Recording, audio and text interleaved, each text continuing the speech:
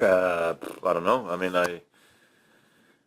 mean, since a few years now, or many years, I've tried to look at the big picture to hopefully still be playing at a high level at this age. So in some ways, I'm not surprised I am playing as well as I am, but and I think I've worked on my game moving forward.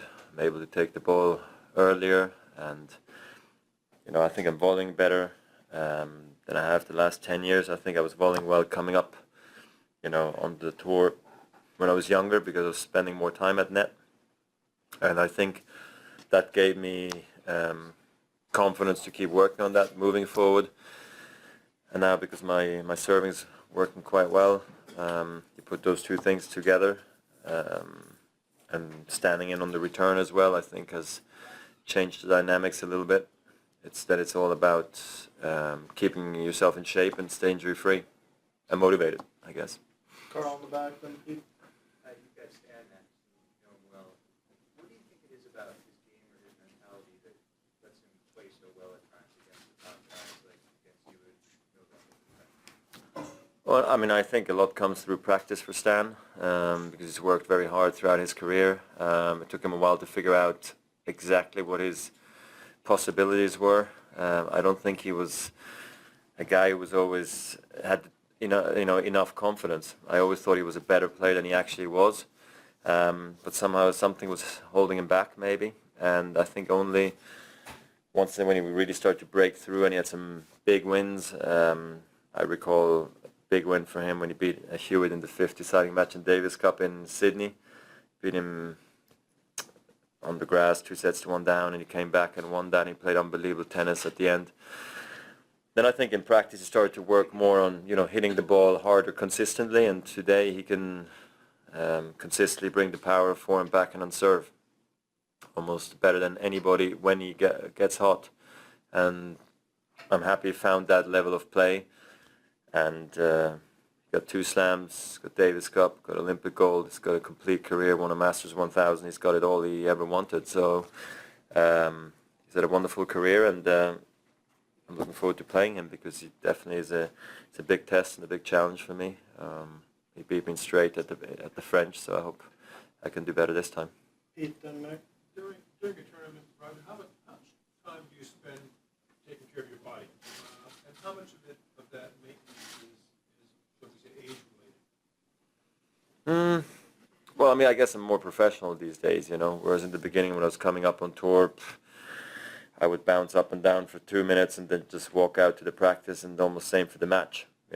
These days I take more time. I put in more of the core exercises, do more stretching, and sometimes I just can't wait to get off the table again. Honestly, it's nice not to be on there all the time.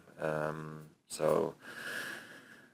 Yeah, for me also sleeping has become quite important. I make sure I sleep enough as well. Like when I went to bed after the Isner match, it got quite late and I couldn't maybe sleep as much as I wanted to, because I believe it's really the sleep that gives you energy again, down the road. So that's why the next 2 days are very important for me in terms of sleeping. How much is your target? In terms of sleeping, hopefully 9 to 10. Nick, then Doug. Roger, the other night you were asked about the Williams sisters and you said you were happy to not have a tennis brother. I'm just curious if Stan is as close to that tennis brother as you feel, and the relationship that you guys have on court. Is there any difference in approaching Stan, say, from any other opponent for you mentally or emotionally?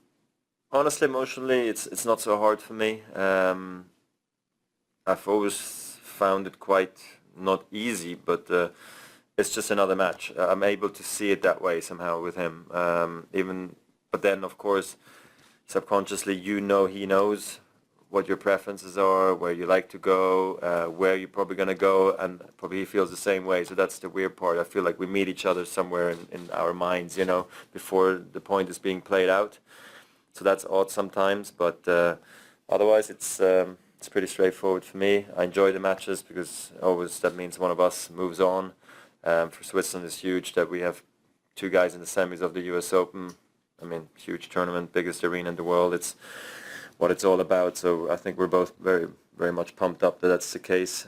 The only better scenario would have been in the finals, but this is already very, very good, and we're very proud about it. Doug, then Willie. I know when you were younger, you talked like with more energy, more anger, and these days it seems like you play in kind of a wave of joy out there. But I'm just wondering, as a player, how important is mood to you as far as winning goes? Mood in terms of? How important is your mood to how well you actually play? Oh. Well, I mean, I'm not the kind of guy who like wakes up angry, you know. So, and even if I am, I don't think it will have much of an impact of how I play. I feel like I see the match as in isolation.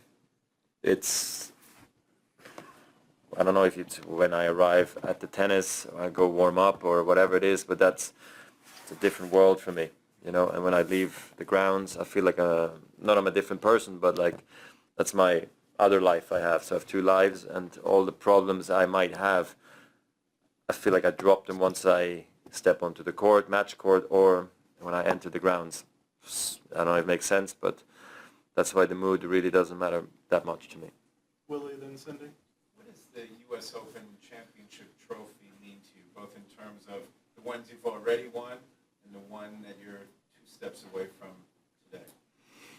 I like the trophy, and I'm happy when you win it, you get the same size one. I wish it also had the engravements of all the previous winners, but I'll speak to the tournament that one day I'll get them all done, you know, because I think I love tennis history, and I like to see who's won in the past, you know, here on the trophy, so it feels like it's an original one and not just a duplicate. And yeah, it's good size. It's different to the golden ones. It's a silver one. Yeah, I like it. I would like to have another one. Just one follow-up. What is the belief that you have now? How does that contribute to seeing that trophy being so close? You're 2 steps away. Yeah, 2 steps, but they're not like from here to there. You know, they're like, you know what I mean, hours of work and sleeps and weights and, you know, nerves and all that. So it's still a long way. I feel like I'm close, of course. You enter now a territory which is very interesting, and definitely Stan is going to present a big test for me. Don't look further than that, to be quite honest. Cindy, then Ben. Roger, given how well you've